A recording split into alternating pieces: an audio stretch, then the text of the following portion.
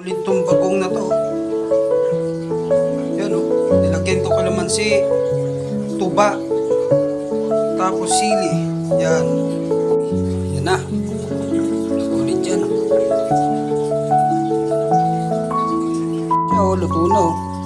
2 piraso lang. Solve ka na yan. Malilit. Ayan o. Malilit siya na isda eh. Sarap eh. O. Ayan o. Malilit na isda. Pag sinupsaw mo, sarap. Naku, swabe. Galing Masbate daw to. Mga taga Masbate ang nagtitinda dito sa Manila. Natitindi talaga yun pagdating sa mga ginamos. Numero 1 rin sila na capital ng seafood.